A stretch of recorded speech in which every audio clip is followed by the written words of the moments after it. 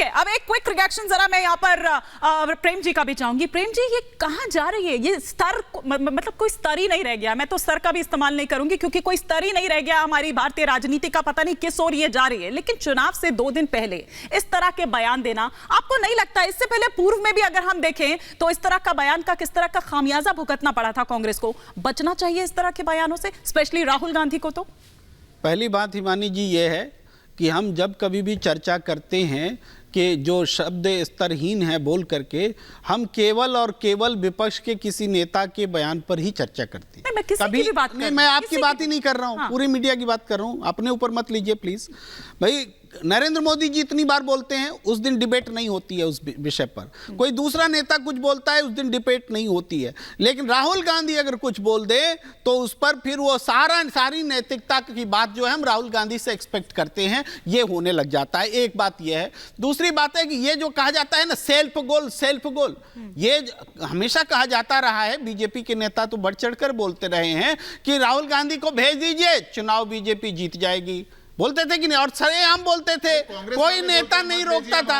लेकिन सुन लीजिए, बोलने दीजिए, सुन लीजिए। ये माना जाता रहा, कहता है। लेकिन आप ये कहिए, गाली देते रहिए तब आप चुनाव जीत जाते हैं।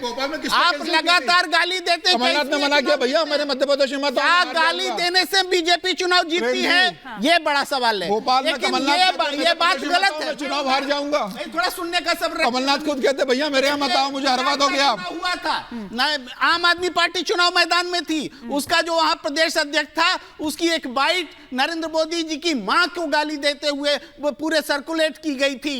लेकिन क्या गाली देने से उनका वोट घट गया? क्या आम आदमी पार्टी का वोट बढ़ गया? ये गलत परसेप्शन है। गाली देंगे और वोट बढ़वाएंगे, ये तो बीजेपी वोट के लिए गाली देना चाह रहे हैं। यही तो मैं ये बताना चाहता हूँ। मैं स्क्रीन पर लाइए, लक्ष्मण जी को मैं बताना चाहता हूँ, बीजेपी लगातार गाली देती है। और क्या इसीलिए वो चुनाव जीतती है? क्या बीजेपी गाली देने के कारण चुनाव जीतती है? बोलिए, क्या जर्सी गाय बोलने के कारण चुनाव जीतती है? हम तो अपने काम के कारण जीते हैं।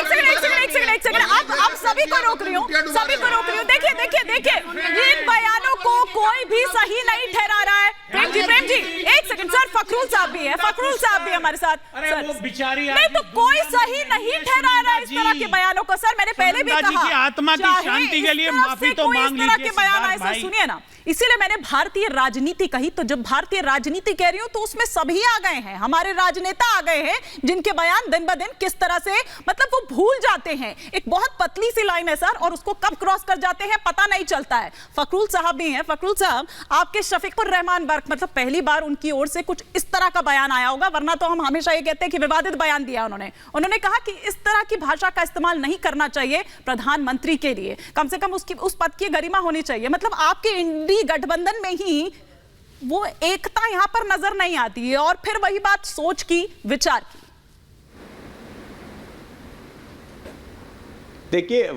देखिए हिमानी जी, एकता की कहां बात आ गई? क्या पनौती शब्द अगर कोई बोलेगा तो हम उस पे अपनी एकता दिखाए? कोई मूर्खों का सरदार बोले सत्ता पक्ष का लोग और हम अपनी एकता दिखाए? देखिए ये जो भारतीय जनता नहीं हिमानी जी, ये जो भारतीय जनता पार्टी और कांग्रेस का झगड़ा है, इसमें समाजवादी पार्टी को नहीं पड़ना है, क्योंकि हम लोग कभी भी व्यक्तिगत टिप्पणी नहीं करते। देश के प्रधानमंत्री पद की एक गरिमा है, जो उस पद पे बैठा है उसकी भी गरिमा, उसकी भी नहीं, वो दोनों तरफ से बयान गलत है। ये तो भारतीय जनता पार्टी और कांग्रेस का झगड़ा है कि हम क्या ये नहीं देखते कि विदेश में जाके देश के प्रधानमंत्री जी वो देश की राजनीति की चर्चा करते हैं? राहुल गांधी जी विदेश में जाते हैं, वो देश की चर्चा करते हैं, देश के मुद्दों की चर्चा बाहर करते हैं। तो देखिए, ये जो कांग्रेस और भारतीय जनता पार्टी का झगड़ा है, जो शब्दों के बाढ़ हैं, जिस तरीके से देश में बोले जाते हैं फिर विदेश में जाया जाता है, वहां भी बोले जाते हैं। समाजवादी पार्टी इस परंपरा का कभी भी समर्थन नहीं करती है। समाजवादी पार्टी मुद्दों की राजनीति करती है, देश के प्रधानमंत्री पद की एक गरिमा होती है, और वो चाहे सत्ता पक्ष के लोग हैं या विपक्ष के लोग हों, उस पद की हमेशा सम्मान करना चाहिए।